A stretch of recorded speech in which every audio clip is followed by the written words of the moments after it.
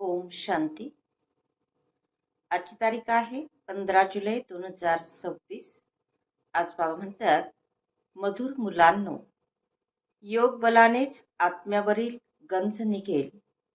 त्यामुळे योगाच्या बाबतीत कधीही निष्काळजीपणा करू नका.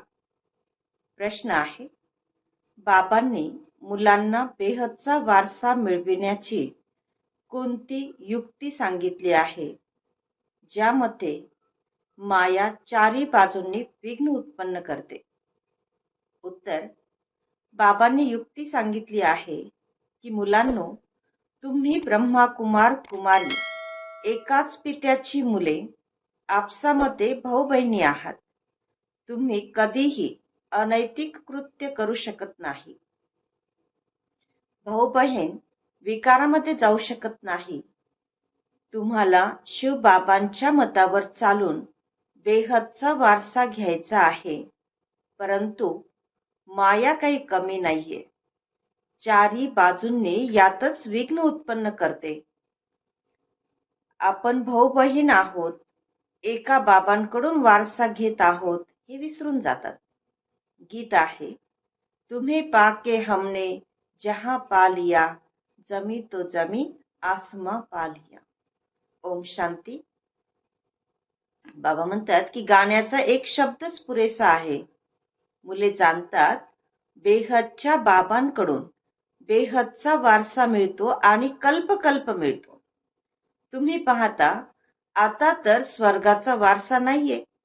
रावणाद्वारे नरकाचा शाप मिळत आहे. शापामुळे माणसे दुःखी होतात आणि वर अर्थात वारशामुळे सुखी होतात. आता ब्राह्मण मुले जाणतात, ते आहेत बेहदचे निराकार बाबा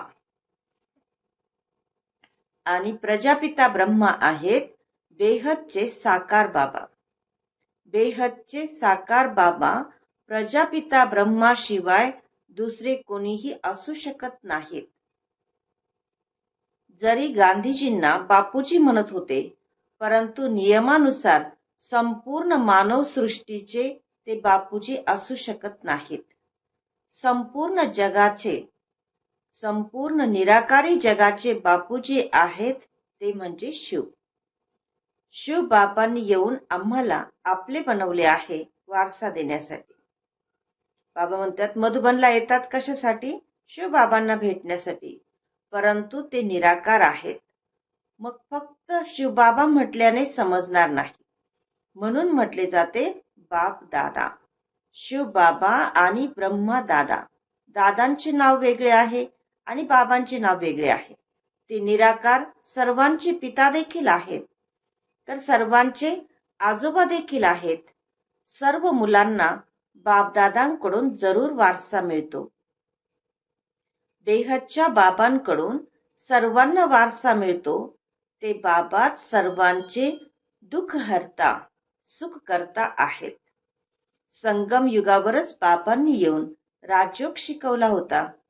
तुम्ही हे देखील जाणता की अनेक जन्मांतील शेवटच्या जन्मामध्ये खरोखर हे ब्रह्मा होते.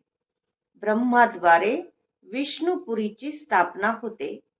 हे लक्ष्मी नारायणच मागच्या जन्मामध्ये बरोबर ब्रह्मा सरस्वती होते. ब्रह्मासोबत ब्राह्मण ब्राह्मणी देखील असतील. कल्पापूर्वी देखील जगत अंबा जगत पिता होते. त्यांची आपण संतान होतो. संगमावर बाबा राजयोग शिकवत आहेत. जगत अंबाची मुले देखील भरपूर आहेत, परंतु इतक्या सर्वांना तर बसू शकत नाही एका वेळेला. बाबा म्हणतात, आता तुम्हाला ज्ञानाचा तिसरा नेत्र मिळाला आहे. बाबा ज्ञानाचे सागर आहेत, तर जरूर मुलांना ज्ञानच देतील. त्यांना ना मनुष्य ना देवता म्हटले जाते, त्यांना परमात्माच म्हटले जाते. तुम्ही कोणाच्याही मंदिरामध्ये जाल तर त्यांची बायोग्राफी म्हणजे जीवन चरित्र सांगू शकता. रामाबद्दल तुम्ही समजावून सांगू शकता की चंद्रवंशी घराणे आता स्थापन होत आहे. ब्रह्माद्वारा ब्राह्मणांचा देखील धर्म स्थापन होतो. तर ब्रह्माचे नाव किती प्रसिद्ध आहे. ब्रह्माद्वारे बाबा. ब्रह्माद्वारे बाबा ब्राह्मणांना रचतात. तुम्ही ब्रह्माकुमार कुमारी असल्यामुळे जाणता की आपण एकाच पित्याची मुले, आपसामध्ये भाऊ बहिणी आहोत. तर भाऊ बहीण विकारामध्ये जाऊ शकत नाहीत, अनैतिक कृत्य करू शकत नाहीत. बाबांनी ही युक्ती रचली आहे. ड्रामानुसार तुम्ही देखील ब्रह्माकुमार आणि आम्ही सुद्धा ब्रह्माकुमारी. खरे तर संपूर्ण दुनिया ही ब्रह्माकुमार कुमारी आहे, परंतु जाणत नाहीत. आपण शिवबाबांच्या मताने बेहदचा वारसा घेत आहोत. तुम्ही समजता खरोखर कल्पापूर्वी देखील बाबांनी हेच शब्द म्हटले होते की देहाच्या सर्व धर्मांना सोडून स्वतःला आत्मा समजा. हे सर्व देहाचे धर्म आहेत ना. सर्वांचे पिता एकच आहेत. सर्व आत्मे त्या एक बाबांनाच बोलावतात. पोप देखील गॉडची आठवण करतात आणि म्हणतात, ओ गॉड फादर, दया करा. या मनुष्यांच्या क्रोधी बुद्धीला परिवर्तन करा, म्हणजे मग ते आपसामध्ये भांडणार नाहीत.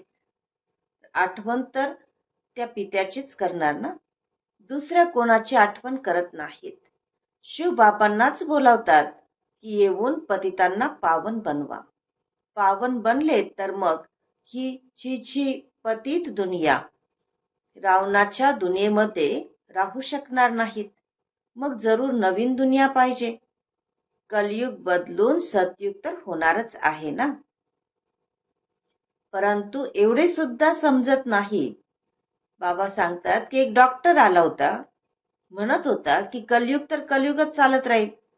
अरे, सदैव कलयुगच कसे चालेल. कलयुग काही चांगले आहे का. समजतात थोडेच, फक्त भावना आहे तर इतरांना घेऊन येतात. त्यांना तीर लागत नाही आणि त्यांच्या बरोबर येणाऱ्या दुसऱ्या कोणाला तीर लागला तरीही काही ना काही त्यांना दलाली मिळतेच, म्हणजे प्राप्ती होते. स्वर्गामध्ये तर जातील. बाबांकडून येऊन थोडे जरी ऐकले तरी देखील स्वर्गामध्ये जरूर जातील. तरीही हेवेनली गॉडफादरच्या सन्मुख येऊन बसले आहेत. तर बाबा समजावून सांगत आहे की मी सर्वांचा पिता आहे ना. शिवबाबा कसे येतील यावर कोणाचाच विश्वास बसत नाही. बाबा म्हणतात, अरे, आत्मा येऊ शकते तर मी का येणार नाही. आत्मा एक शरीर सोडून दुसऱ्या शरीरामध्ये जाऊ शकते तर मी येऊ शकत नाही का. नाहीतर मी कसा येणार. बोलावतात देखील की हे पतित पावन बाबा, येऊन पतितापासून पावन बनवा. तर बाबा म्हणतात, मी येतोच भारतामध्ये. मुलांना निश्चय आहे. कल्पकल्पाच्या संगमावर बाबा म्हणतात, मी एकदाच येतो. तुम्ही जेव्हा 84 जन्म पूर्ण करता तेव्हा मी येतो. तुम्हा मुलांना निश्चय आहे की बाबा पुन्हा वारसा देण्यासाठी आलेले आहेत. बाबा म्हणतात, माझा धंदाच आहे जुन्या दुनियेला परिवर्तित करून नवीन दुनिया स्थापन करणे. म्हणून गायले गेले आहे, नवीन दुनियेची स्थापना, जुन्या दुनियेचा विनाश. आणि नंतर मग तुम्ही पालना कराल. ज्ञानाचा प्रकाश मिळाला आहे ना. कालीचे मंदिर पाहाल तर कळेल की हे खोटे चित्र आहे. काली बरोबर जगदंबा आहे, परंतु असे भयानक रूप नाहीये. बंगालमध्ये काली समोर बळी देतात, परंतु जाणत काहीच नाहीत. जगत अंबेच्या मंदिरामध्ये लाखोंनी येतात. नेहमी जणू जत्राच असते. छोटीशी मूर्ती ठेवली आहे ना, नाव ठेवले आहे जगत अंबा. आता जगत अंबा तर एकच असायला हवी. सिंधमध्ये कालीचे मंदिर कसे बनवले होते. एकदा किल्ल्यात बॉम्बस्फोट झाला तेव्हा फकीराने सांगितले की काली माता कोपली आहे. बस त्याने जाऊन तिथे कालीचे मंदिर बांधले. आता काली कोण आहे काहीच जाणत नाहीत. तुम्हाला आता नॉलेज मिळाले आहे. अशी कोणतीही गोष्ट नाही की ज्याला तुम्ही जाणत नाही. तुम्ही समजता बाबांकडून वारसा घेत आहोत तर पूर्ण पुरुषार्थ केला पाहिजे ना. बाबा म्हणतात पहिल्या नंबरचे दुःख तेव्हा सुरू होते जेव्हा कुमार कुमारी लग्न करतात. तुम्हाला तर लग्न करण्याचा कधी विचार सुद्धा येता कामा नये. आता बाबा म्हणतात की हे रावण राज्य नष्ट होणार आहे. हा आहे विकारी गृहस्थ व्यवहार. देवी देवतांसाठी गायन करत राहतात. हे कोणालाच ठाऊक नाही की देवतांना निर्विकारी बनविणारा कोण आहे. बाबा म्हणतात मी तुम्हाला पतितांपासून पावन बनवतो हा माझा पार्ट आहे. भक्ती मार्गामध्ये देखील आमचा हा पार्ट आहे. आहे तर ड्रामाच ना. जसे तुम्ही या ड्रामामध्ये पार्टधारी आहात, मी सुद्धा पार्टधारी आहे. माझे काम आहे तुम्हाला पतितापासून पावन बनवणे. जे काही करतात तर त्याची महिमा होते ना. या लक्ष्मी नारायणाची किती महिमा आहे. परंतु यांना असे लायक कोणी बनवले. हे सुखधामचे मालक होते. आता तर अनेक प्रकारची कितीतरी दुःख आहेत.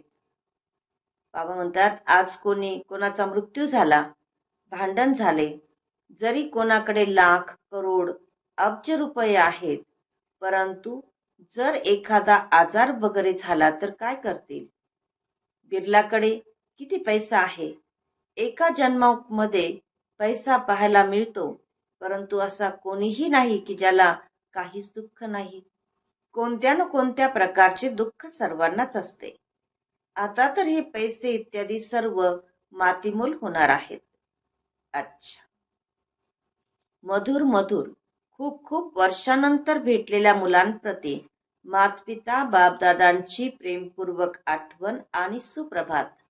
आत्मिक पित्याचा आत्मिक मुलांना नमस्ते आणि आम्हा आत्मिक मुलांचा आत्मिक मातपिता बापदादांना प्रेमपूर्वक स्मृती, सुप्रभात आणि नमस्ते.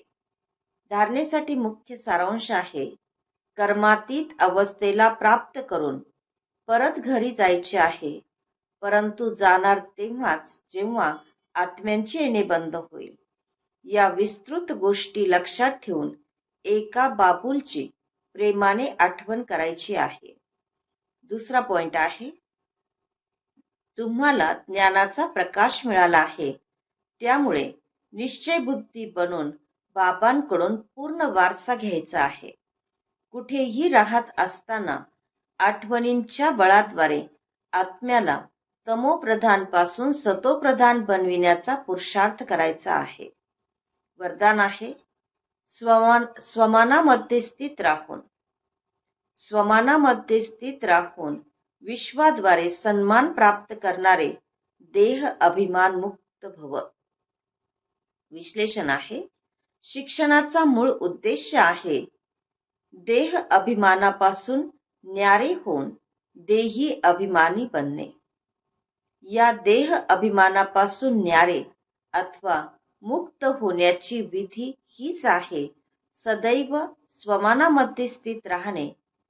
संगम युगाचे आणि भविष्यातील जे अनेक प्रकारचे स्वमान आहेत, त्यापैकी कोणत्याही एका स्वमानामध्ये स्थित राहिल्याने देह अभिमान नष्ट होत जाईल. जो स्वमानामध्ये स्थित राहतो त्याला स्वतःहून मान प्राप्त होतो. सदा स्वमानामध्ये राहणारेच विश्व महाराजन बनतात आणि विश्व त्यांना सन्मान देते. आजचा सुविचार आहे जशी वेळ तसे स्वतःला घडवणे, मोल्ड करणे हेच रिअल गोल्ड बनणे आहे. आजचा अव्यक्त इशारा आहे ज्वाला स्वरूप स्थितीमध्ये राहून शक्तिशाली आठवणीचा अनुभव करा. आता निर्भय ज्वालामुखी बनून प्रकृती आणि आत्म्यांमध्ये जे तमोगुण आहेत त्याला भस्म करा. तपस्या अर्थात ज्वाला स्वरूप आठवण या आठवणीद्वारेच माया अथवा प्रकृतीचे विक्राळ रूप शीतल होईल. तुमचा तिसरा नेत्र, ज्वालामुखी नेत्र, मायेला शक्तिहीन करेल. ओम शांती.